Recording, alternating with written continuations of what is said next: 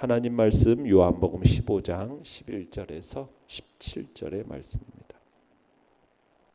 요한복음 15장 11절에서 17절의 말씀 우리 한 목소리로 같이 읽겠습니다. 요한복음 15장 11절에서 17절입니다. 시작. 내가 이것을 너희에게 이름은 내 기쁨이 너희 안에 있어 너희 기쁨을 충만하게 하려 함이라.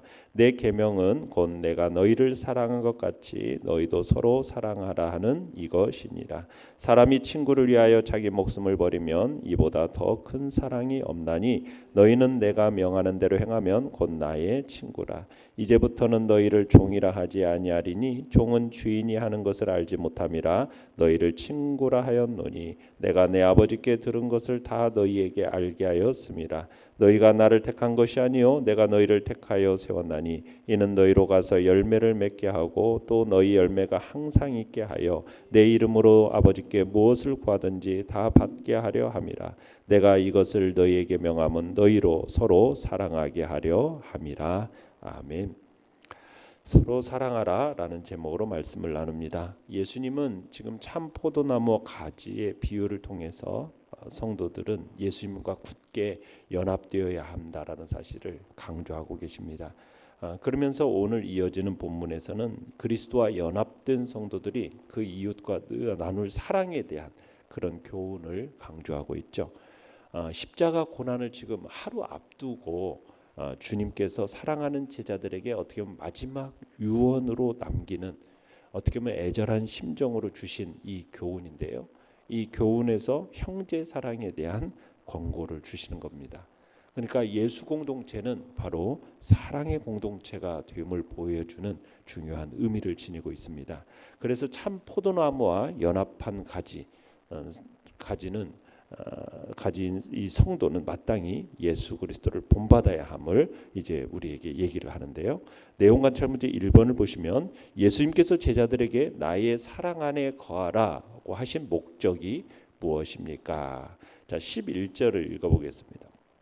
시작. 내가 이것을 너희에게 이름은 내 기쁨이 너희 안에 있어 너희 기쁨을 충만하게 하려 함이라. 자, 예수님께서 제자들에게 나의 사랑 안에 거하라고 하신 목적이 무엇입니까? 제자들 속에 자신의 신적 기쁨이 충만하도록 하기 위함이다라고 밝히고 있습니다. 그러니까 예수 그리스도와 연합한 자들의 삶 가운데 나타나는 두드러운 특징 중에 하나가 무엇이냐? 그건 기쁨이 충만하다는 겁니다. 그러니까 성도는 기쁨의 사람이라는 거죠. 그래서 바울이 예수 그리스도와 연합한 사람의 특징을 잘 보여주는데 그 중에 하나가 항상 기뻐하라는 거죠. 바울은 옥중에서도 기뻐했고 주 안에서 항상 기뻐하도록 성도들에게 권했습니다. 그러니까 기쁨은 성령이 충만한 사람, 예수님과 연합한 사람들 속에 나타나는 열매 중에 하나라는 겁니다.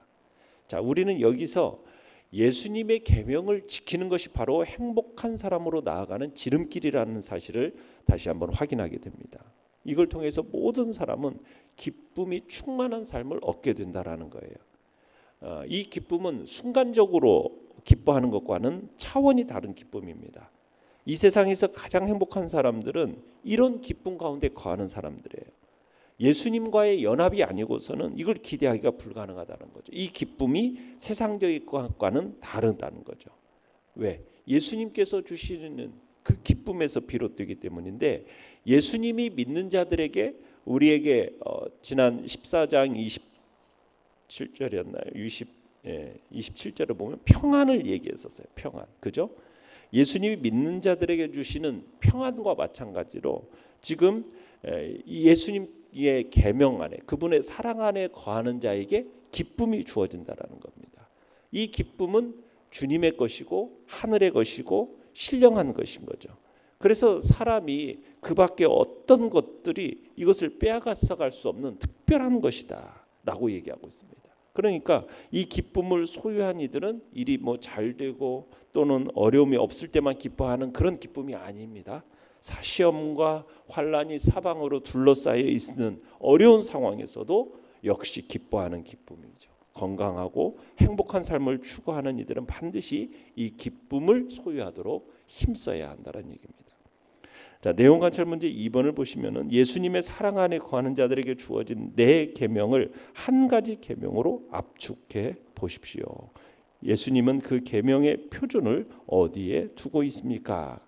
자, 12절을 읽어보겠습니다. 이 계명은 시작. 이 내 계명은 곧 내가 너희를 사랑한 것 같이 너희도 서로 사랑하라 하는 이것이니라. 자, 17절도 읽어보겠습니다.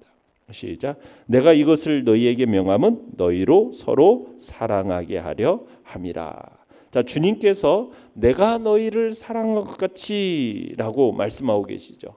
이것은 바로 우리가 실행해야 할 사랑의 기준이요 표준입니다. 내가 너희를 사랑한 것 같이. 예수님께서 우리를 사랑한 것은 어떤 사랑이었습니까? 조건 없는 사랑입니다. 목숨까지 내어주는 지고한 사랑입니다. 개인적으로 심기가 불편하고 언짢은 일이 있을 때라도 이와 같은 것은 사랑의 의무를 이행하지 못하게 하는 방해하는 요인이 되어서는 안 된다는 거죠. 그러니까는 우리의 삶 속에 공동체 안에 편당이 생기고 또 분쟁이 생기고 불화가 생기고 이 모든 것들은 바로 이 사랑의 계명을 지키지 못하고 있음을 보여주는 증거가 되는 겁니다. 우리 주님이 죄인들을 살리시기 위해서 자신의 생명까지도 버리셨던 주님의 사랑을 받은 자들이 바로 우리이지 않습니까? 그 사랑을 알고 받고 우리가 서로 사랑하지 않는다. 그럼 누가 그 사랑을 보여줄 수 있겠느냐는 거죠. 그래서 자기 자신과 돈과 쾌락을 사랑하기를 참으로 하나님과 이웃 사랑하는 것보다도 더하는 이 말세의 시대에 우리는 진정 사랑이 뭔가 그걸 우리가 생각해 봐야 할 것입니다. 자, 영과 묵상 문제 3번입니다.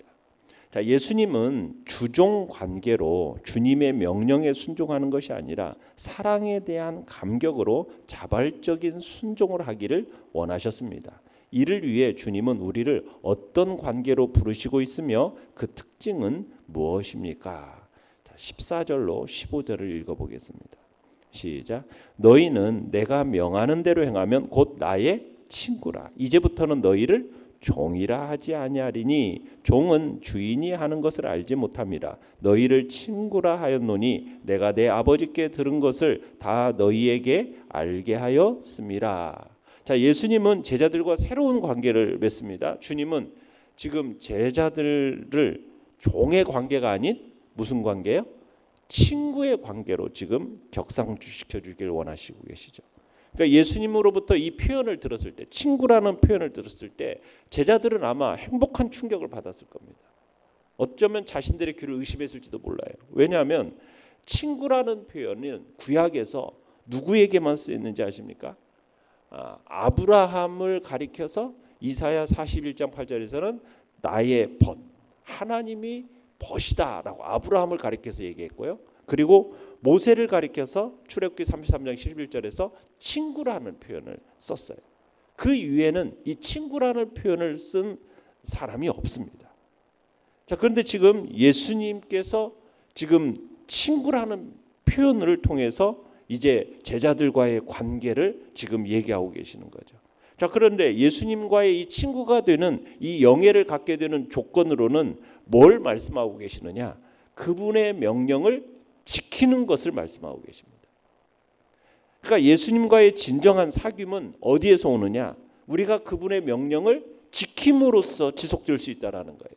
예수님의 계명에 대한 순종이 바로 제자됨과 사귐에 있어서 필수적인 요소이죠. 누구든지 주님의 계명을 소홀히 하고 여기거나 지키지 않는다면 그는 예수님의 친구라고 할 수가 없는 거죠.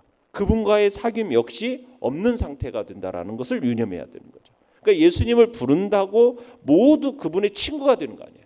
예수님을 부른다고 해서 다 친구냐? 그건 아니에요. 누가 친구입니까? 예수님의 말씀에 대한 계명에 대한 순종. 그러니까 예수님과의 관계에 있어서 말과 지식보다도 훨씬 더 중요한 게 뭐냐면 계명에 대한 순종이라는 겁니다. 근데 이 순종은 강제적인 순종이 아닙니다. 자발적인 사랑의 행위라는 거죠. 그래서 친구라는 표현은 되어지는 거죠. 자, 그러면서 예수님께서 참 포도나무이신 자신과 연합된 당시 예수님의 말씀을 들었던 제자들에 대해서 더 이상 종이라 부르지 않고 친구라고 부르신 이유를 설명하는 거죠. 종은 주인에 대해서 잘 알지 못하고 시키는 말을 하는데 주님은 지금 그들에게 그가 아버지께 들은 것을 다 알게 하기 때문이라는 거예요. 그러면서 제자들은 과거 종과 같은 위치였지만 이제는 친구와 같이 주님의 모든 뜻과 주님의 모든 계획을 공유하는 그런 위치가 되었음을 얘기하고 있는 겁니다. 자, 16절을 읽어봅니다. 16절 시작. 너희가 나를 택한 것이 아니요 내가 너희를 택하여 세웠나니 이는 너희로 가서 열매를 맺게 하고 또 너희 열매가 항상 있게 하여 내 이름으로 아버지께 무엇을 구하든지 다 받게 하려 함이라. 자, 여기 우리 모두는 주님께서 먼저 택하여 주신 존재들입니다. 우리가 먼저 예수님의 구주 되심을 발견하고 또 그분의 어떤 인품과 어떤 능력에 매료돼서 우리가 주님을 따르기로 작정한 게 아니에요. 예수님이 먼저 주도적으로 우리 한 사람 한 사람을 친히 불러서 당신의 제자와 친구와 백성으로 삼아 주신 거죠. 그러면 주님이 우리를 택하신 이유는 뭐라고 얘기하고 있습니까? 열매를 맺게 하기 위함이다. 그러니까 예수님께서 우리를 선택하시고 당신의 제자로 세우신 이유가 뭐라고요? 열매를 맺게 하기 위해서라는 거죠. 열매라는 게 뭡니까?